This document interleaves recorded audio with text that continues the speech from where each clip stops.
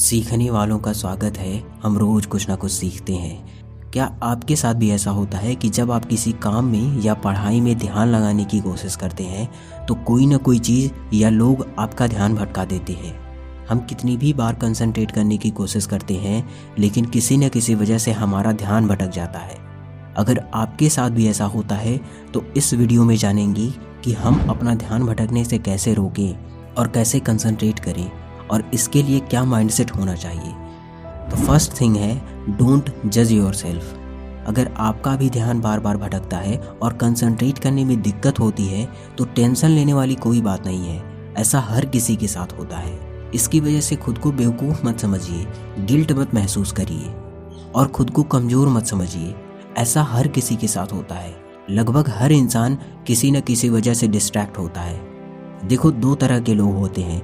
एक वो जो प्रॉब्लम आते ही उससे हार जाते हैं और दूसरे ऐसे लोग जो प्रॉब्लम की सलूशन पर ध्यान देते हैं। जो कमज़ोर माइंडसेट वाले लोग होते हैं वो बाहरी परिस्थितियों को दोष देते हैं कि मोबाइल की वजह से डिस्ट्रैक्ट हो गया, लोगों की वजह से कंसंट्रेट नहीं कर पाता हूँ।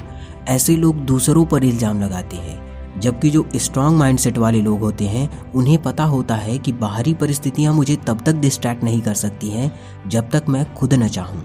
मेरे ध्यान को अगर कोई भटका सकता है तो वो मैं खुद हूँ। जब हम बाहरी परिस्थितियों को दोष देते हैं तो वो हमारी कमजोरी को दर्शाता है, क्योंकि कोई भी बाहरी चीज़ आपकी इजाज़त के बिना आपको परेशान नहीं कर सकती है। तो इसीलिए खुद को और बाहरी परिस्थितियों को दोष मत दीजिए, बल्कि सॉल्यूशन पर फोकस करिए।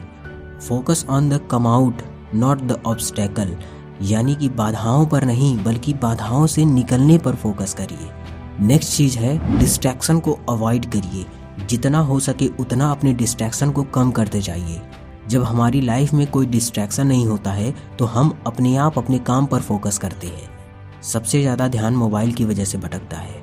अगर आप ध्यान भटकने से खुद को रोकना चाहते हैं तो काम करते समय मोबाइल को खुद से दूर रखिए और जो बिना मतलब के ऐप्स हैं जिससे केवल टाइम वेस्ट होता है उन्हें अनइंस्टॉल कर दीजिए।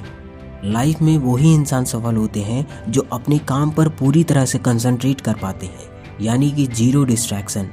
तो इसीलिए डिस्ट्रैक्शन को कम करते जाइए और कंसंट्रेशन को बढ़ाते जाइए। तीसरी चीज़ है प्लेजर एंड पेन सिस्टम। जब कोई काम बहुत ज़्यादा कठिन होता है या बोरिंग होता है तो हम उसमें कंसंट्रेट नहीं कर पाते हैं, और जब किसी काम में मज़ा आता है तो वहाँ पर कंसंट्रेशन अपने आप हो जाता है। जैसे पढ़ाई बोरिंग लगती है तो हम पढ़ाई में कंसंट्रेट भी नहीं कर पाते हैं, लेकिन मूवी देखने में मज़ा आता है तो उसमें कंसंट्रेशन करना नहीं पड़ता है बल्कि अपने आप कंसंट्रेशन हो जाता है। हमारा दिमाग ऐसे ही काम करता है। ये पेन को अवॉइड करता है और प्लेजर यानी कि मज़े के पीछे भागता है। इस बात से हम ये निष्कर्ष निकाल सकते हैं कि अगर आप किसी काम में कंसंट्रेट करना चाहते हैं तो उस काम को आसान बना दीजिए, मज़ेदार बना दीजिए। जैसे अगर पढ़ाई में कंसंट्रेट करना चाहते हैं तो उसे आसान और मज़ेदार बना दीजिए। पढ़ाई को आसान कैसे बना सकते हैं? जो भी आपको पढ़ना है उसे छोटे छोटे पार्ट में डिवाइड कर दीजिए।